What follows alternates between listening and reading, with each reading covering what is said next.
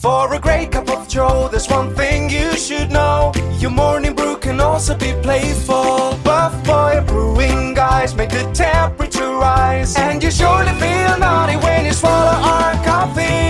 If you want some real heat, give your mouth a fine treat. You will want some more, rest assured. Buff Boy Brewing, you can't get enough of. It's time for The Scribble, your weekly fix of celebrity chats, bizarre stories in the news, and basic random chatter with best-selling author and syndicated radio host Jeremy Bradley. Make sure your seat is in the upright and locked position and your barf bag is securely in place. Here's Jeremy Bradley. Thank you very much, Larson. Jeremy Bradley here. This is The Scribble, and thanks for tuning in at thescribbleshow.com and on SoundCloud and iTunes. It is, I don't even know what the date is. It is September 14th. There we go. And you know what I do know, and I'm going to go on to a bit of a rant right off the top here.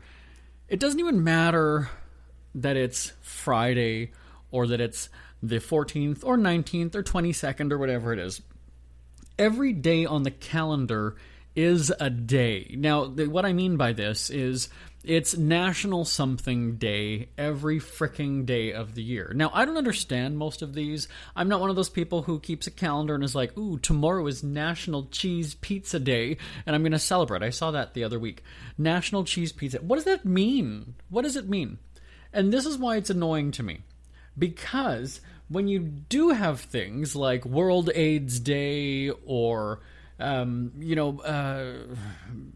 multiple sclerosis or just some kind of cause, let's say.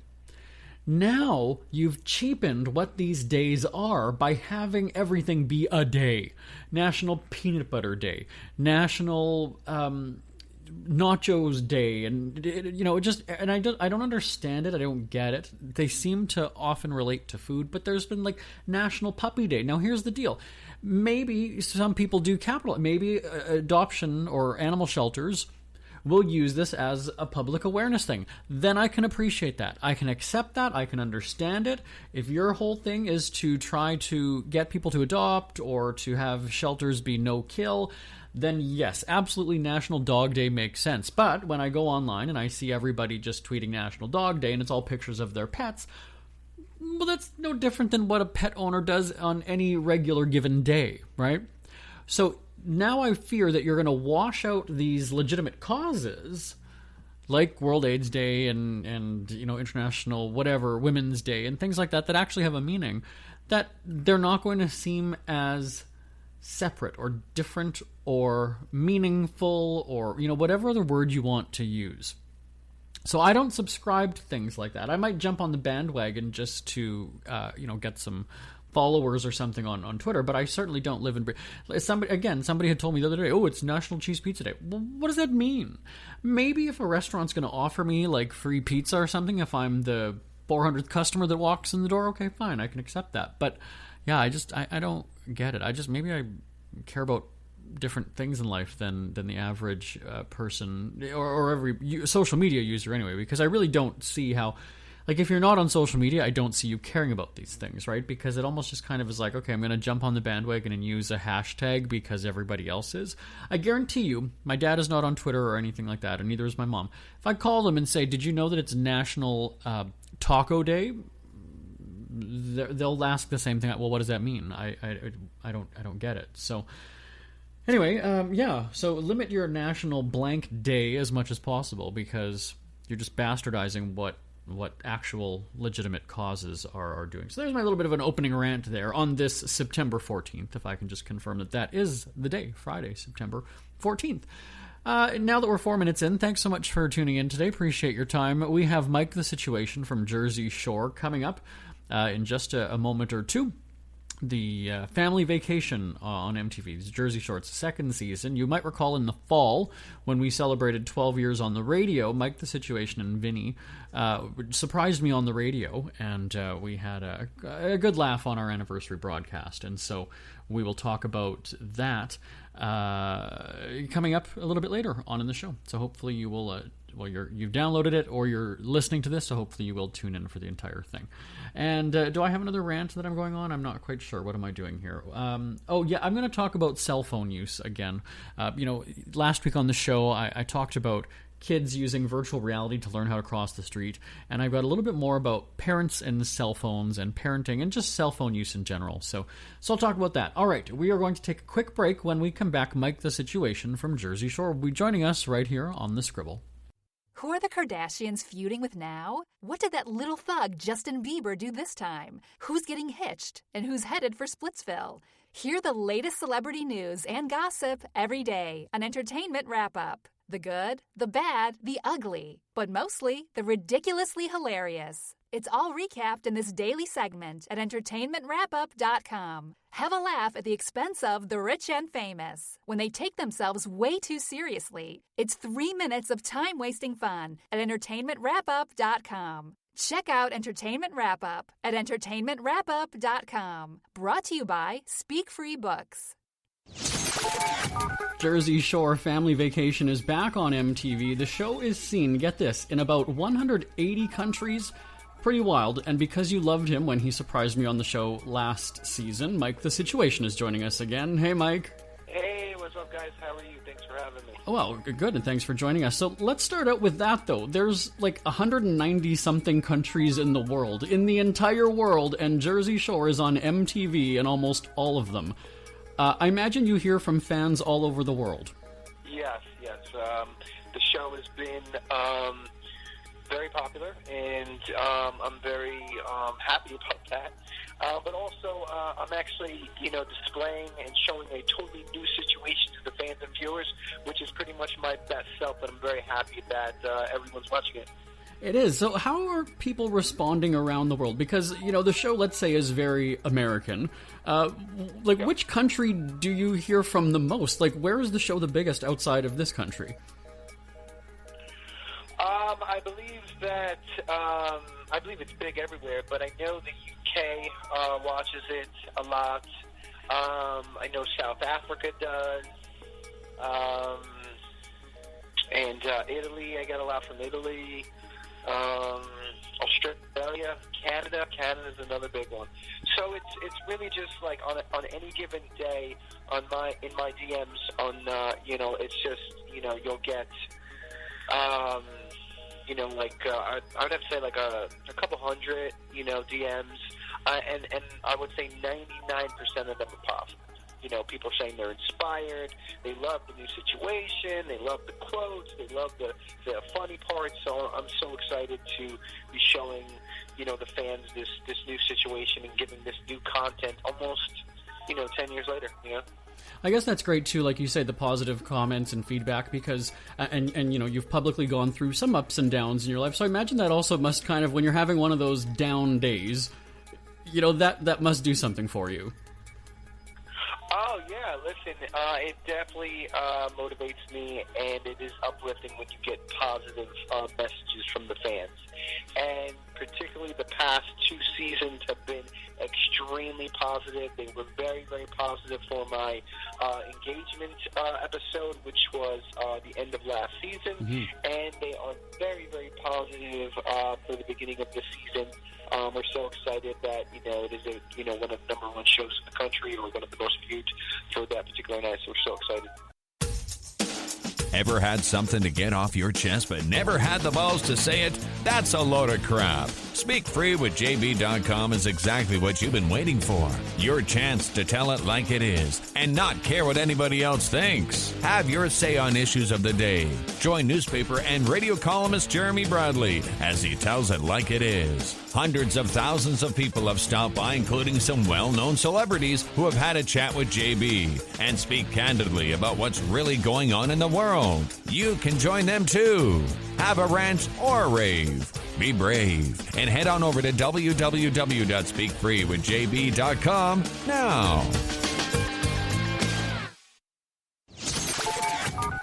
Back talking with Mike the Situation from MTV's Jersey Shore. We talked about it last time that obviously the cast has grown up, as people do over time. When you were doing the first run of Jersey Shore, it sounded like really none of the guys were wanting to settle down, be engaged. Tell me about how you've changed just the way that you view relationships since then. Well, in my 20s, I was, young and immature, and I made mistakes like most people in their 20s. And once I hit my 30s, I wanted to pretty much live my best life and find my best self. And it took years of really trial and error. And I also, in that phase, I also wanted to find, Mrs. Situation, Mrs. Right, and get married and have a family. And also at the same time, really focus on my career to become better. At my job and delivering good material on TV, making a good TV show. So all that really, really helped me in my 30s. Settling down, because now that I'm settled down, I can concentrate on being my best self at work and giving a great product where people laugh and they love the show and they love the quotes and they love the positivity and the energy. It's really awesome. I'm in a really great place in my life right now. Do you feel like you're slowing down at all? And what I mean is, I'm getting older. I'm 36, but I find I'm going to bed a little sooner now. I'm waking up a little bit earlier. So just tell me, on a Tuesday night at home, what time are you going to bed? Oh, I'm in bed, Netflix and chill by 11, 12 o'clock at night. But I'm in a different phase of my life where I'm about to get married. Me and the missus are just saving money, making good decisions, learning from our past mistakes, excelling at work, and just making good, sound decisions, living a healthy, positive life. Which we're so happy. You used the word mistakes. I want to ask you, what was or has been your biggest mistake, and how have you spun that into a positive? Well, I always tell people all the time, I really wouldn't change too much because I wouldn't be the great man I am today. I made a lot of mistakes as a young man. I was given a lot of privilege in my 20s, power and money, and I had a great heart, but I made some rookie mistakes. I was careless. I was a bit reckless, it has made me a better person. It had made me more wiser and more mature, and it eventually is going to make me a great father. So, sometimes when you're on a negative or bad road, it actually ends up leading you to, the promised land or the right destination. The cast of Jersey Shore, obviously, over the past several years has become quite a family. Obviously, the show is called Family Vacation this time around. How did something like what you've gone through, the ups and downs, sometimes that can really test your friendships, right? That can either bring your friends closer or it can push them away. What did you find it did more of in the moment, and now fast forward to today? Well, some of the issues that I went through the past couple of years, my friends and family have really rallied around me, and it has made me become, better, not bitter, to some of the circumstances I was going through. I was able to, lean on my friends and family through this process, and it really meant the world to me because, there were some tough times in the past couple of years, and I just continued to move forward, be the best person I can be, and now, a couple of years later, we're back on, one of the highest rated shows in the country, not in the country, but for reality, I guess. Mm-hmm. And I believe I'm a very good contributor of good content, positive content. Also, showing a good example of recovery, because I'm also not representing the recovery world, but I am in recovery, and I'm showing people that change is possible and that we do recover. So it's a really good story all around. It's not over, but so far I love my story. It's never too early to start thinking about your next holiday. Have you checked out Mexico recently? From tequila tasting, swimming with horses, to ziplining through the jungle and watching whales and dolphins in their natural habitat, Puerto Vallarta has it all. Visit mexico.jbonair.com to see all the fun PV has to offer.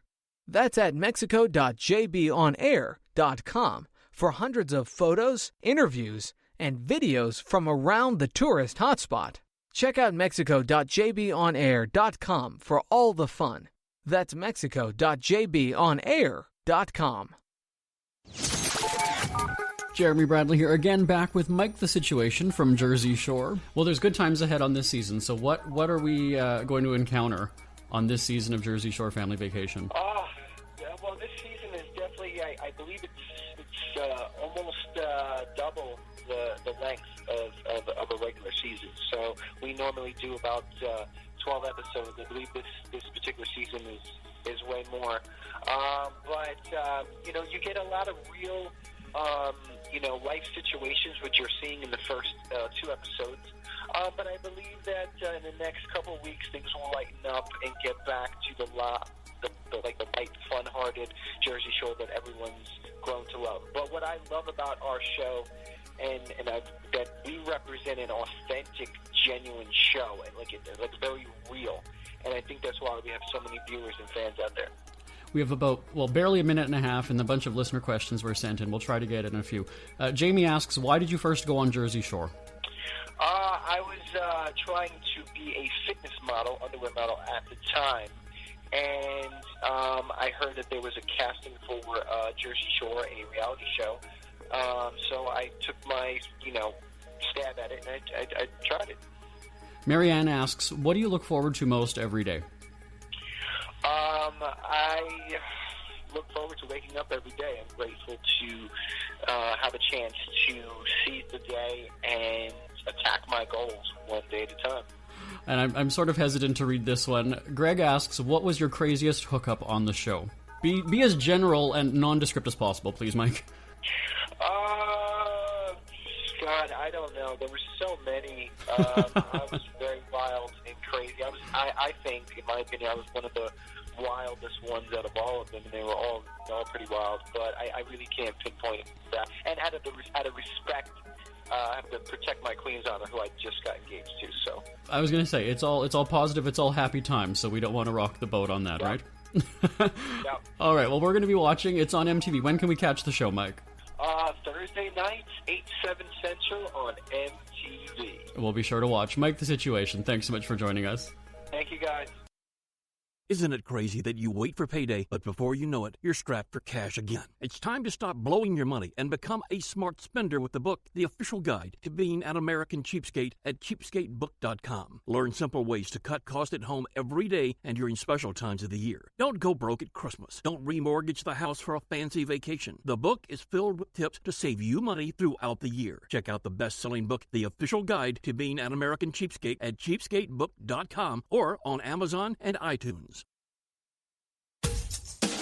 Ever had something to get off your chest but never had the balls to say it? That's a load of crap. Speak Free with JB.com is exactly what you've been waiting for. Your chance to tell it like it is and not care what anybody else thinks. Have your say on issues of the day. Join newspaper and radio columnist Jeremy Bradley as he tells it like it is. Hundreds of thousands of people have stopped by, including some well-known celebrities who have had a chat with JB and speak candidly about what's really going on in the world. You can join them too. Have a rant or a rave. Be brave and head on over to www.speakfreewithjb.com now. Jeremy Bradley here, back on the Scribble. I mentioned at the top of the show I'm going to go on a rant about cell phones in just a moment, but I have to tell you something that happened just in the last little bit of time with Mike the Situation, where we're talking, and one of my dogs kind of has a chronic gas problem, we'll call it. And I don't like to use vulgarities when I'm talking about things like that. So he's got a chronic gas problem. And it's, again, something, sometimes you do hear it when it's happening, but other times it just kind of hits you. And about, I'd say, a minute and a half ago or so, all of a sudden, and it's just like a rotten egg kind of a smell, and it was like, oh my god. Now, of course, I'm sitting here and I'm doing a call, and I'm chatting with a celebrity guest, and I can't exactly just kind of get up and go, hey, can you hold on just a second, Mike? My dog let one rip, and I've got to go and open the door here, because when you're doing radio, podcast radio, you don't have doors wide open in the building, right? Because people walking down the hall will interrupt what you're doing, and so I'm in this room by myself. People are looking at me through a window, and I'm kind of like motioning here, like open the door, and then I don't want to, I can't stop what I'm doing. I have to focus on the conversation that I'm having with the guest. But I'm trying to motion, like, come in here, get him out, open the door. But then at that point, the smell is already lingering, right? So even if he does leave the room, it's still there. It's still hitting you in the face. It's still...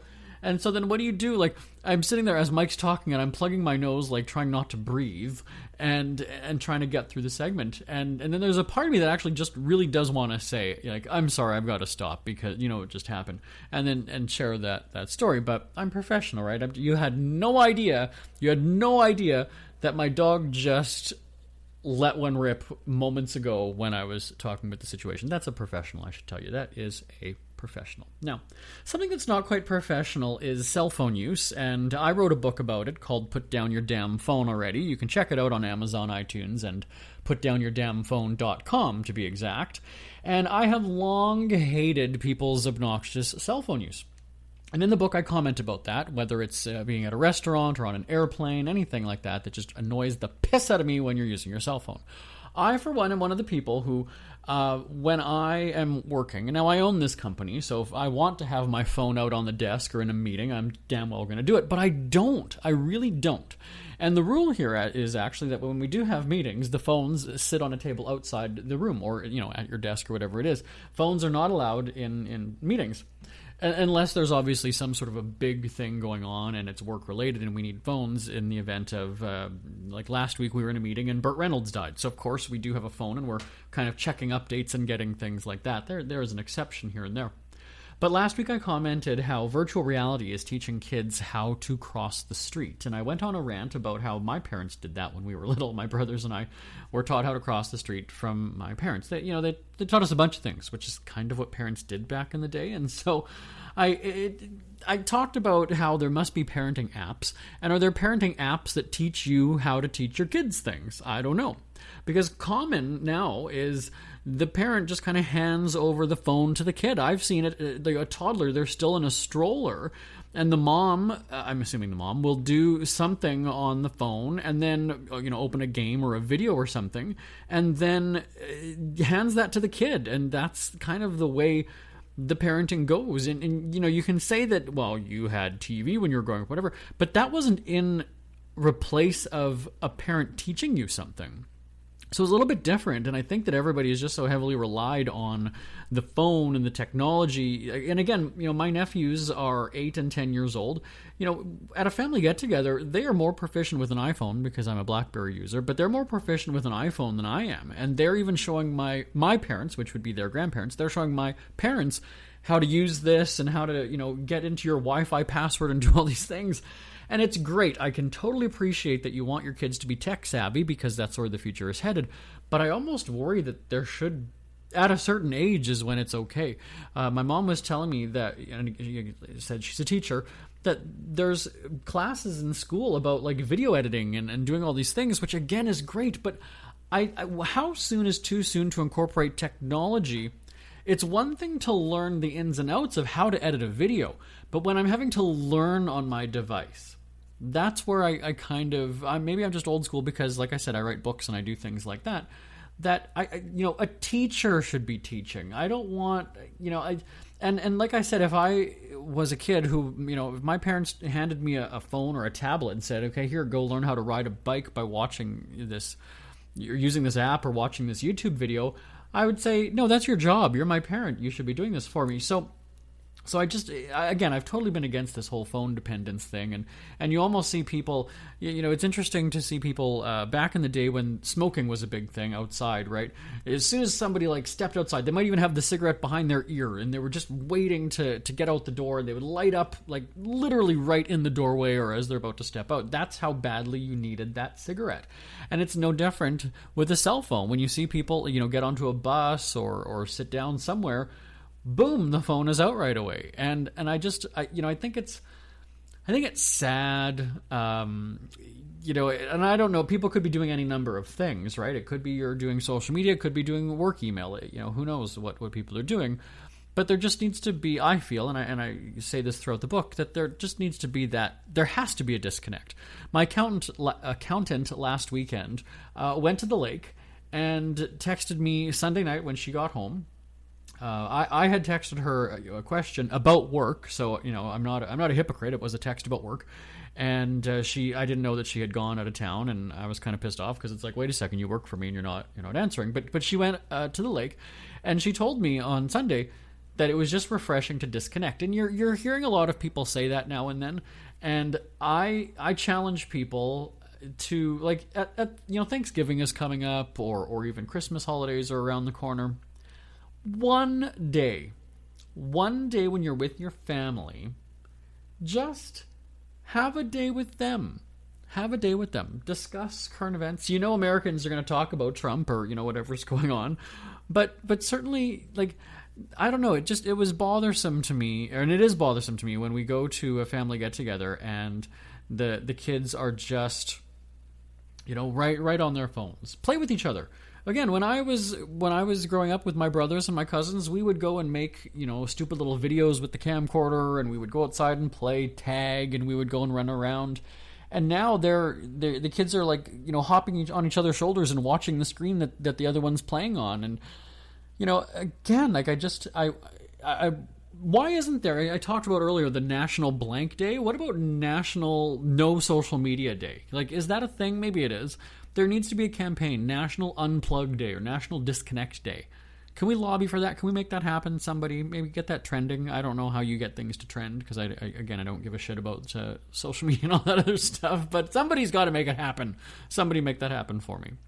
Again, the book is called Put Down Your Damn Phone already, putdownyourdamnphone.com, and on Amazon and iTunes. And I say that it's a book that if you are addicted to your cell phone, I hope you'll find humor in it, because it's basically making fun of you. And if you're one of those people who laughs at people who don't put down their phone, it's also a book for you, because you might want to read it, you'll laugh at them, and then you can also pass it on to them and say, here you go, this is you. And the cover is a guy sitting on the toilet with his phone. People actually think that that's me. It's not me.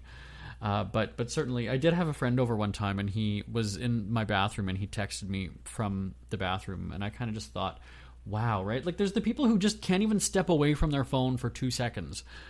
And the people who, like, clutch their phone when they're going through work. If you're not the owner of the company, or you're not some big executive who needs to have your email come to you the second that somebody sends it, to me, you just look like a fool. You just feel this self-importance that you need to have your phone with you because you just can't miss something. You just can't. You can't miss it. And to me, that's sad. So yes, I'm judging you. I'm judging you right now. When it's my show, and I can do that. Putdownyourdamnphone.com. Now, speaking of that, here we go. Here's a promotion for Twitter. We hear you chirping. Get scribbling. Tweet up the Scribble at The Scribble Show. Join the discussion with Jeremy Bradley. It's all going down right now on Twitter at The Scribble Show and at thescribbleshow.com.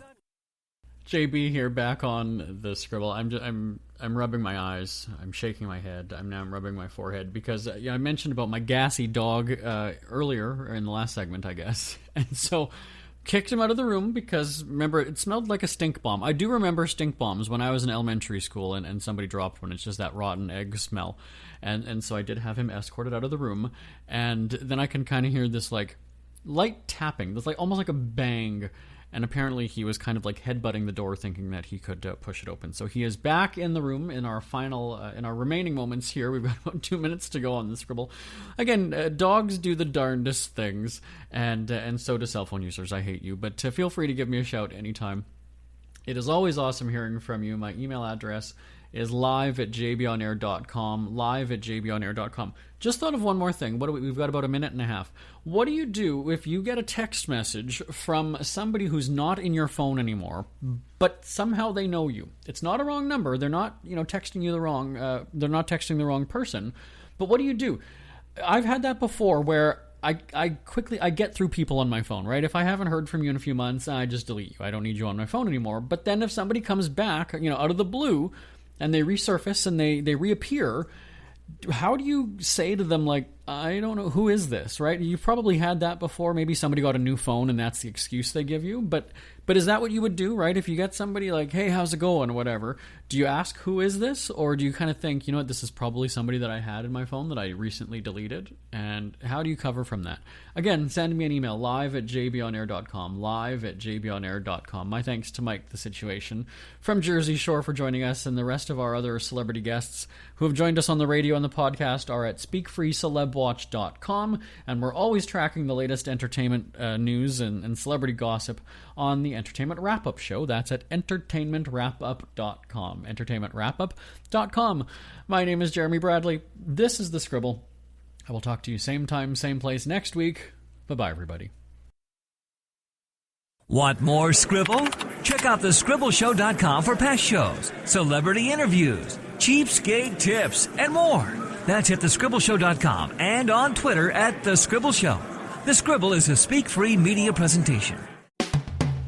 If you want some real heat,